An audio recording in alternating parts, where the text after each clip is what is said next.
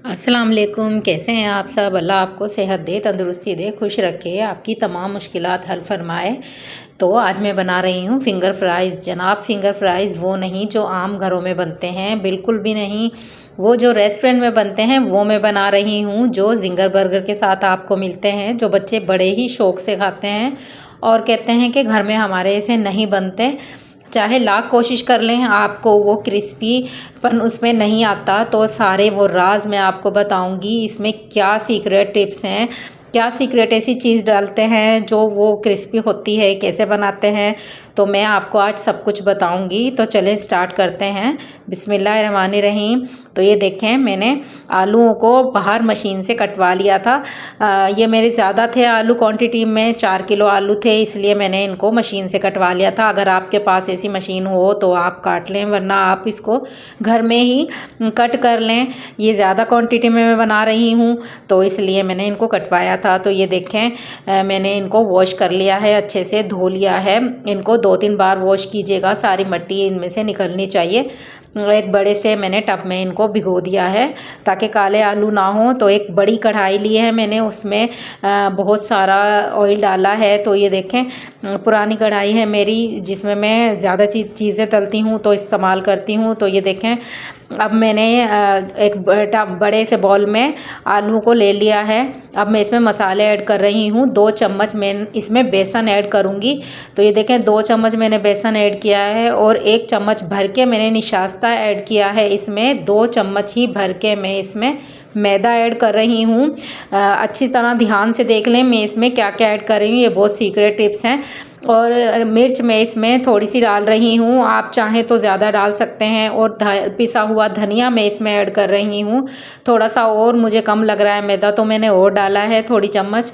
तो इसमें मैं 2 चुटकी ज़र्दे का रंग ऐड करूँगी। ये जनाब बहुत सीक्रेट टिप्स है जो बड़े बड़े होटलों में यूज़ की जाती है, आपको नहीं बताएगा कोई, ये मैं आज आपको बता रही हूँ। तो आप अगर इसे बनाएंगे बहुत मज़ा आएगा खाने में बच्चों को। तो आप अब इसको अच्छी तरह हाथ से मिक्स कर लीजिए। इतना मिक्स कीजिए कि सारे मसाले इसमें जज़्ब हो जाएं। बहुत ही इसको 2 मिनट तक हमने तकरीबन हाथ से अच्छे से मिक्स करना है। बहुत अच्छे से इसको हाथ से बार बार आप मिक्स करें ताकि मसाले सब जो हैं इसमें लग जाएं। अच्छी तरह मिक्स करके अब मैं इसको फ्राई करूँगी ऑयल में।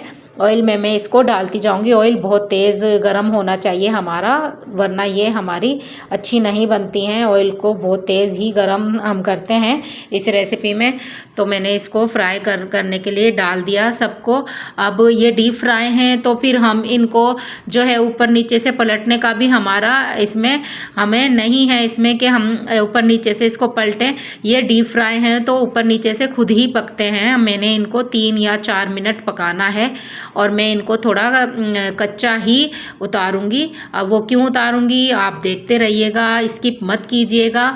आपको जो ये राज है कोई नहीं बताएगा, ये मैं बता रही हूँ आपको। अब मैं इसको निकालूंगी वापस, थोड़ा सा 5 मिनट 3 मिनट फ्राई करके मैं इसको निकालूंगी। तो ये देखें, मैंने इस पोजीशन पे बस इसको निकालना है। मैंने इसको निकाल लिया है। आप देख रहे होंगे कि थोड़ी थोड़ी हमारी अंदर से आलू कच्चे भी हैं। मैं उठा के दिखा रही हूँ आपको। ये देखें, थोड़े थोड़े से कच्चे हैं मेरे आलू। इनको मैं दोबारा फ्राई करूँगी। दोबारा जब मैं फ्राई करूँगी तो वो जो क्रिस्पीपन है इसका, जो आपको बाहर मिलता है होटलों पे, उसमें रेस्टोरेंट में, वो आपको इसमें आएगा। तो ये मैंने दोबारा इसको फ्राई करने के लिए डाल दिया है उसी ऑयल में गरम करके। तो हम इसको अच्छे से फ्राई करेंगे। 3 से 4 मिनट हमने इसको दोबारा फ्राई करना है। मैं बहुत ज़्यादा क्वांटिटी में बना रही हूँ तो आप लोग टाइम देख लीजिएगा। आपको थोड़े बनाने हों घर पे तो आप टाइम देख लीजिएगा, मैनेज कर लीजिएगा। जब आपको लगे कि क्रिस्पी हो गए हैं तो आप इसको निकाल लीजिए। ये देखें, माशाल्लाह से हमारी जो है फिंगर फ्राइज़ वो रेडी हैं बिल्कुल।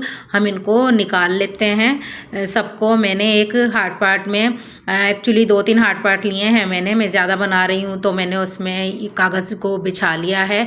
आप चाहें तो टिश्यू पेपर भी रख सकते हैं, कागज़ अच्छे से जज़्ब कर लेता है ऑयल को। तो मैंने उस पर रख दिया है। तो ये देखें, माशाल्लाह से दोबारा जब हमने फ्राई की हैं तो ये बहुत कुरकुरे टाइप क्रिस्पी हो गई हैं। खाने में ये बहुत मज़ा आता है इनको, बच्चे बड़े सब शौक़ से खाते हैं। आप चाहें तो इसको केचप के साथ सर्व कर सकते हैं। किसी भी तरीके से आप इसको खा सकते हैं। आप चटनियाँ बना सकते हैं। अगर आपको इस केचप की जो ये मैंने घर में खुद बनाई है रेसिपी चाहिए तो मुझे बताइएगा, कमेंट्स बॉक्स में मुझे बताइएगा आपको मेरी रेसिपी कैसी लगी।